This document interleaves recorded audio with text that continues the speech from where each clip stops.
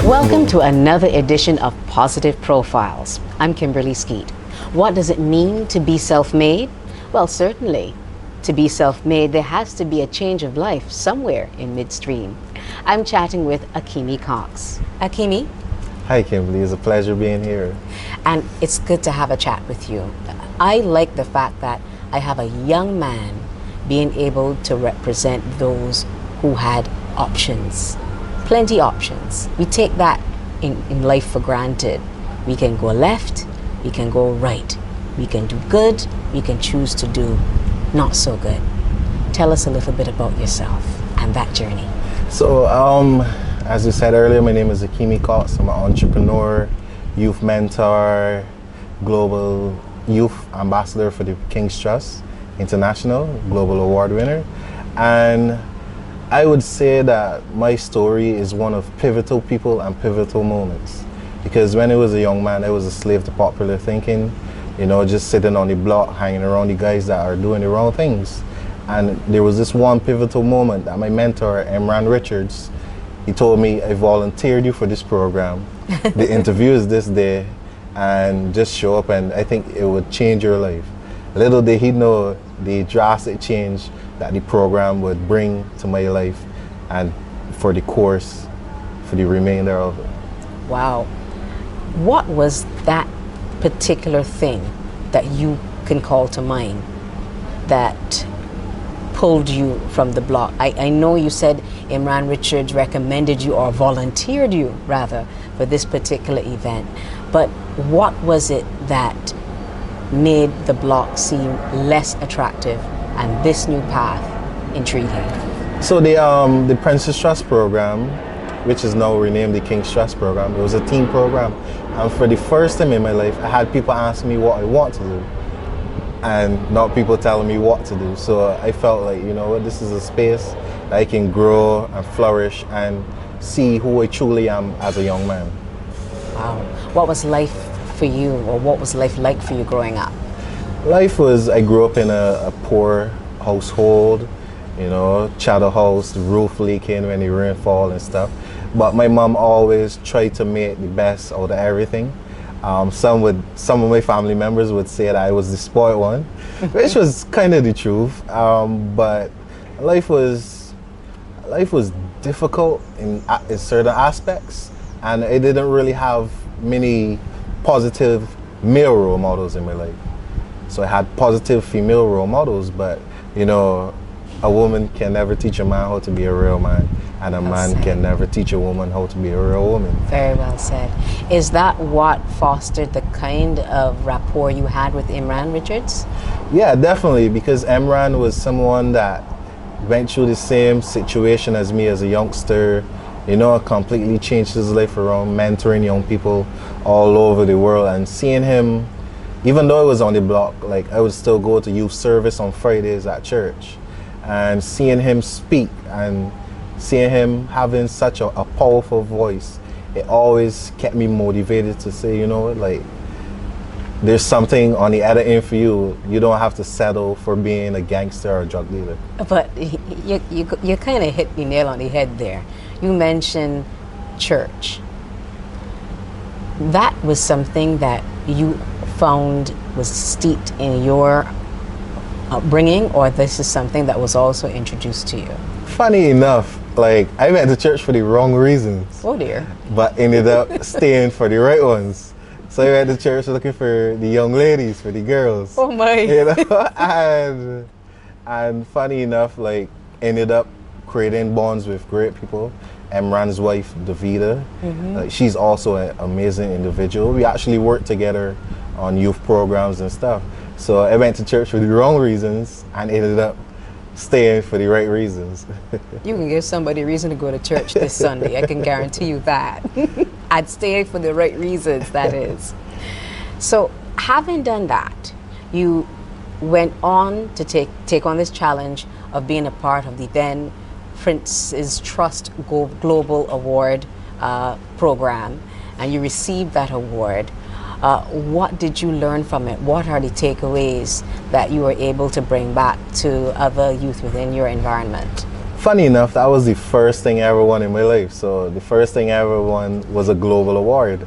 And like the atmosphere, because it was flown out to England, and the atmosphere was mind-blowing because I got to meet celebrities that I, never thought I would even meet. I met Pierce Brosnan. What? And I remember playing 007 James Bond on Nintendo 64, and he's at the front of the thing. And then I met Lionel Richie.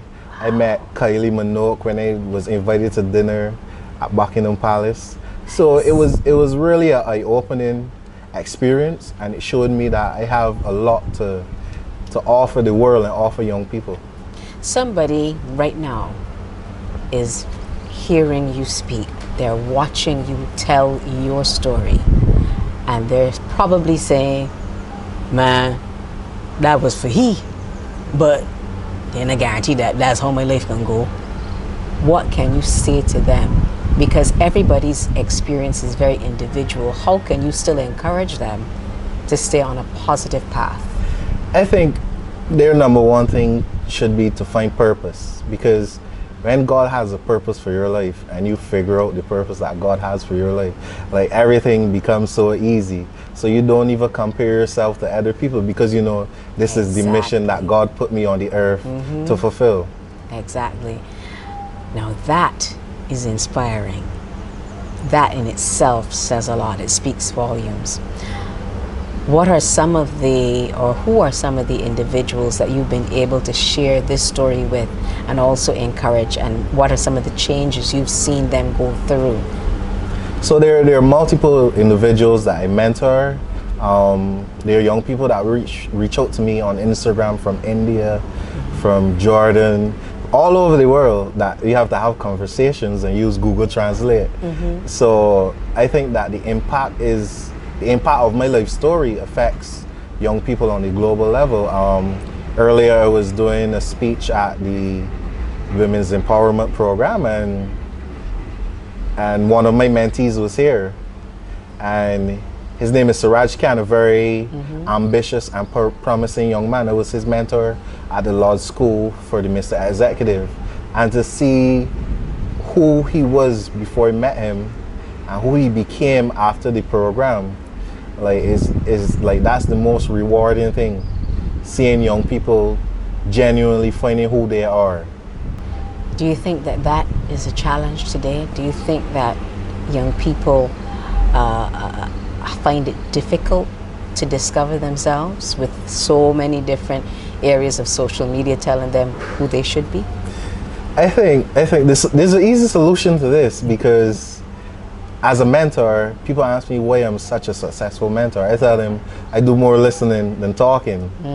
If you listen to people, they tell you exactly who they are. So I just listen to young people and tell me their life goals. Tell them, well, this is the route you should take. I network and use my connections to hook them up with people that are in the field. So I do more listening than talking. That sometimes is a challenge. Yeah, it's a challenge, but that's one of the skills that I gained, because I remember, like, a lot of times we forget how it feels to be a teenager, feeling unheard, and like the one moment when you're heard, it opens a different realm, of your potential and stuff. So it can be challenging, but the cause that I'm fighting for is bigger than what I'm fighting against. Like, I tell people, like, change doesn't operate from 9 to 5. Change operates 24/7. The block is open 24/7. So I know my enemy. So I'm here for the young people 24/7. Now, I'm going back to the art of listening. When did you discover that you had that gift of being able to not only listen, but understand what it is someone is crying out to you for? I just remember when I was younger, just wanting someone to actually stop and listen and ask me, like, what do you really want? And like the joy that I see on young people's faces when they get that question, like, like, this is new to me. Anybody that you can think of that fits that bill? the build of us of you being able to, yeah, listen to their plight and help them get on the right path. the same young man, Siraj Khan. He was struggling with self-confidence, and even today he won at the seminar. He won a prize for the best participation overall. So like it's just amazing to see the growth that young people make when they're heard and when they start to find who they really are as an individual. If there was one thing that you wish you could impart on young persons all across Barbados at this time, what would it be? Start something, start something. Like, failure is my motivation. So I could fail 99 times. All I need to do is win once. I could fail my Maths CXC 4 times. When I pass it once, that pass outweighs all the failures that I had before. So try something. It's not going to be like, some people are lucky and they hit it in one, and but that's not everyone's story. So enjoy the journey as much as you would enjoy the destination.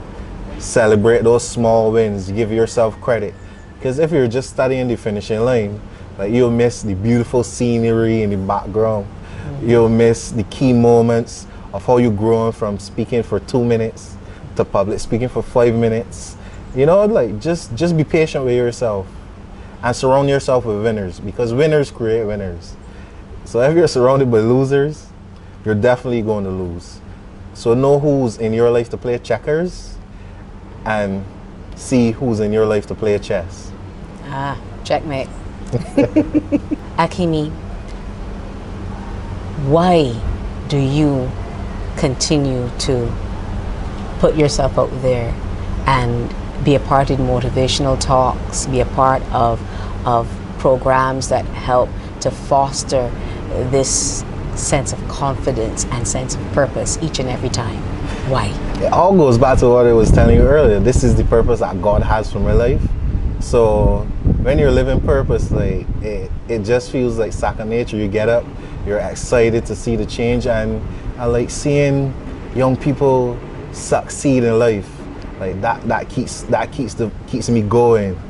Young people, like, society has this thing where they write off young people because they're young, and 25% are doing the wrong thing. But you can't put all young people in one box. So I like to show them that, this young man is on the block, but this young man has the potential to become a doctor. This young man has the potential to become the next prime minister. This young lady has the potential to become the next female president.